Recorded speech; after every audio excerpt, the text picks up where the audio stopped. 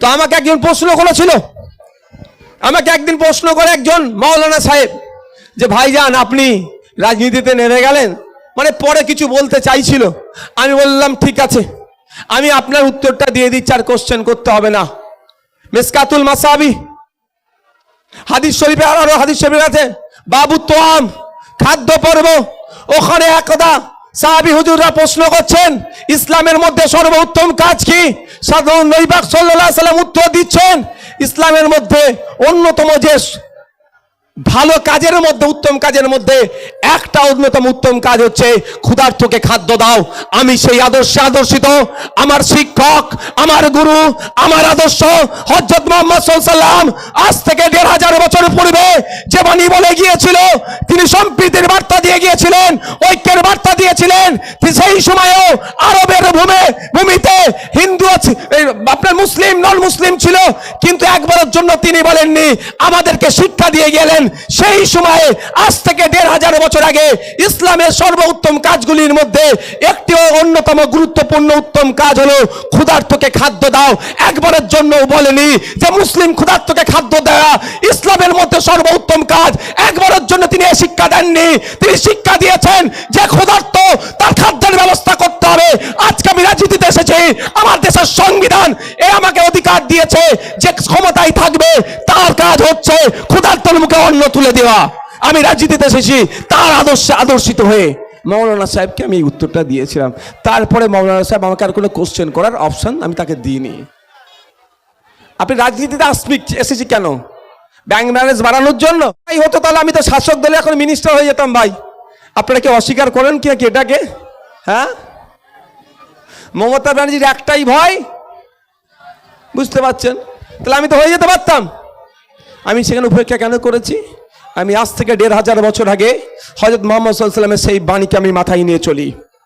সাথে সাথে বিভিন্ন ধর্মের ধর্মগুরুরা যারা ধর্মের কাজ করেছেন, সমাজের কাজ করেছেন, তাদের বাণীগুলো আমি মাথায় নিয়ে চলি। বিভিন্ন ক্ষেত্রে সেইগুলোকে আমি প্রয়োগ করি। তো আমার লড়াইটা আজকে কি? ১০১ নম্বরে কেন থাকবে ১২৩টি দেশের মধ্যে? আমার লড়াইটা কি? যে অপুষ্টিতে ভোগা শিশুর সংখ্যা বাড়বে কেন?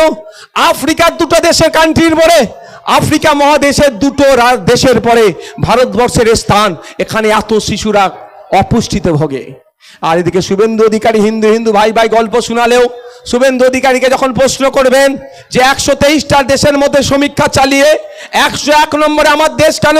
ভারতবর্ষের ১০০টা মানুষ যদি রাত্রে না খেয়ে ঘুমায়, ভারতবর্ষের ১০০টা মানুষ যদি একবেলা না খেয়ে ঘুমায়, তাহলে জনসংখ্যার অনুপাতে 14টা তো মুসলিম হবে, তাহলে ৮৬টা স্বাভাবিকভাবে জনসংখ্যার অনুপাতে পার্সেন্টেজে তাহলে নন মুসলিম। এই ৮৬-র মধ্যে ৮০টা হিন্দু। কি ভুল বলছি নাকি? তাহলে হিন্দু হিন্দু ভাই ভাই গল্প শোনাচ্ছ, তোমার ৮০টা হিন্দু ভাই প্রতিদিন ভারতবর্ষে ৮০টা হিন্দু ভাই, মানে ৮০% হিন্দু ভাই ক্ষুধার্তের সূচকে যাদের পৌঁছে গিয়েছে, আর প্রতিদিন 80% হিন্দু ভাই তাহলে না খেয়ে ঘুমাচ্ছে, তার জবাব তো তোমাকেই দিতে হবে ভাই। সারা রাজ্যে ঘুরে দেখুন, ২০১২ সাল থেকে ২০২৪ এই ১২ বছরের মধ্যে পশ্চিমবাংলায় ২৫,০০০ প্রাইমারি স্কুল বন্ধ করেছে পশ্চিমবঙ্গের বর্তমান রাজ্য সরকার, তৃণমূল পরিচালিত রাজ্য সরকার। কেন আপনি আমি এর বিরুদ্ধে লড়াই করতে পারছি না? আপনাকে আমাকে ঐক্যবদ্ধ হওয়া দরকার ছিল, দলবদ্ধ হওয়া দরকার ছিল। তোমার এরা এসেছেন, তুলে না, তুলে আসবে না পরে? আচ্ছা ঠিক আছে, রক্তদানের ওখান থেকে ঘুরিয়ে নিয়ে আসো, যেখানে আপনাদের কমফোর্ট হবে আপনারা সেখানে থাকুন, কোনো সমস্যা নেই। আমাদের রক্তদান মঞ্চে নিয়ে যাও না, ভিতরে নিয়ে যাও না একটু। তো ওই ২৫,০০০ প্রাইমারি স্কুল বন্ধ করে দিয়েছে। ক্ষতি কার হয়েছে? ক্ষতি না হিন্দু না মুসলমান, ক্ষতি হয়েছে গরিব শিশুদের, ক্ষতি হয়েছে আপনার আমার পরিবারের। আপনার আমার পরিবারের মধ্যে হিন্দু দলিত আদিবাসী নির্বিশেষে মতুয়া নমশূদ্র সবাই আছে। আপনার আমার পরিবারের মধ্যে যারা গরিব তারা ক্ষতিগ্রস্ত হয়েছে, কিন্তু আপনি আমি সেইভাবে কি প্রতিবাদ করতে পারছি, ঐক্যবদ্ধ হতে পারছি? কারণ আপনার আমার মধ্যে হিন্দু মুসলমানের বিভাজন করার চেষ্টা করছে। তো আমাদের আওয়াজ তোলা দরকার। ওই ২৫,০০০ প্রাইমারি স্কুলগুলোতে কে পড়ে ভাই? কে পড়ে? কাদের ছেলেরা পড়ে? শুধু কি মুসলমানদের ছেলেরা পড়ে? শুধু কি হিন্দুদের ছেলেরা পড়ে? শুধু কি মতুয়াদের ছেলেরা পড়ে? শুধু কি নমশূদ্রের ছেলেরা পড়ে? না শুধু আদিবাসীদের পড়ে বা ওদের, অথবা শুধু কি দলিতদের ছেলেরা পড়ে না তো? কাদের ছেলেরা পড়ে? যাদের আর্থিক দুর্বলতা আছে, যারা দিনে কম ইনকাম করে, যারা মাসের শেষে কম খরচ করতে পারে।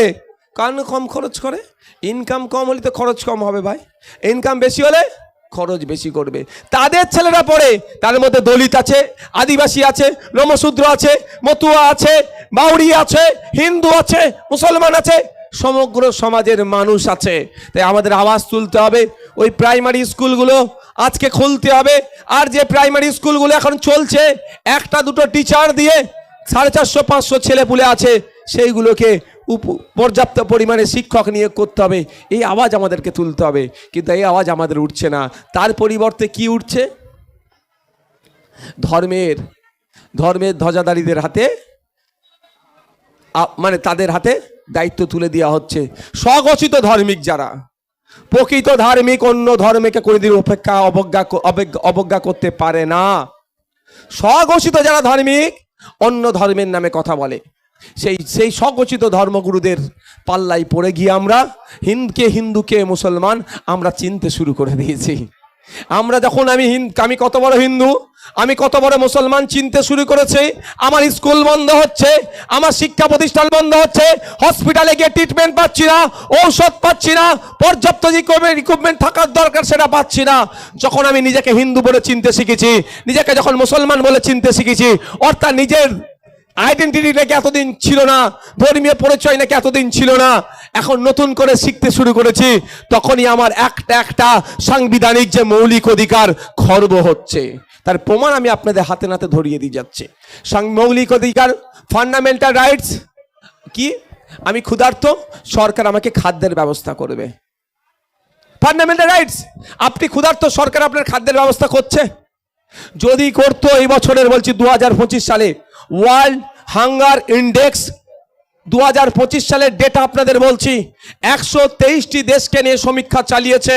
তার মধ্যে আমার মহান ভারতবর্ষ, গর্বের ভারতবর্ষ, যে ভারতবর্ষের সংবিধান, লিখিত সংবিধান, পৃথিবীর সব থেকে বড় লিখিত সংবিধান আছে, সেই দেশে 123টি দেশের মধ্যে পৃথিবীর 101 নম্বর স্থানে আমরা পৌঁছে গিয়েছি। অর্থাৎ আমাদের দেশে ক্ষুধার সূচকের সংখ্যা বাড়ছে। আমার দেশের মানুষ হয় কেউ একবেলা না খেয়ে ঘুমাচ্ছে, একবেলা কি দুবেলা না খেয়ে ঘুমাচ্ছে, এই সংখ্যা বাড়ছে। কিন্তু রাষ্ট্রের দায়িত্ব কি? সরকারের দায়িত্ব কি? সংবিধান সম্মত ফান্ডামেন্টাল রাইটস কি? ফান্ডামেন্টাল রাইটসে বলছে আমি ক্ষুধার্ত, আমার খাদ্যের ব্যবস্থা সরকার করবে। যদি সরকার সত্যিকারের খাদ্যের ব্যবস্থা করত, তাহলে ক্ষুধার সূচকে 123টি দেশের মধ্যে 101 নম্বর পিছন দিকে আমরা পৌঁছে যেতাম না। তাহলে সরকার খাদ্যের ব্যবস্থা করতে ব্যর্থ হয়েছে। এই ব্যর্থতার দায়টা সরকারকে প্রশ্ন করার দরকার তো। তা আপনি কি প্রশ্ন করছেন? তা করছেন না। আপনি কি করছেন? আপনি কত বড় হিন্দু, আপনি কত বড় মুসলমান, তার প্রতিযোগিতায় লেগে পড়েছেন, নিজের সাথে নিজেই প্রতিযোগিতায় লেগে গিয়েছেন। ফলে কি হচ্ছে? আপনি আপনার সাথে যখন প্রতিযোগিতায় লেগেছেন, আপনি আপনার পাশের বাড়ির রাম কাকার সাথে, পাশের বাড়ির রহিম চাচার সাথে, পাশের বাড়ির অনিকেতের সাথে, পাশের বাড়ির মাহফুজের সাথে প্রতিযোগিতায় লেগে গিয়েছেন। কে কত বড়, এত বড় টিকা দেবে না, এত বড় পাঞ্জাবি পড়বে, তার লড়াই আপনি নেমে গিয়েছেন। আর আপনার পেটে ভাত জুটছে না, সেই হোঁশ আর আপনার নাই। আওয়াজ তুলতে হবে তো। তাহলে আপনাকে লড়াই কি করতে হবে? আপনাকে লড়াই করতে হবে অন্যায়ের বিরুদ্ধে। আপনার লড়াইটা চলবে, বাইরের মাইকটা অফ করে দাও। আপনার লড়াইটা চলবে ক্ষুধার্তর মুখে ভাত তুলে দেওয়ার জন্য।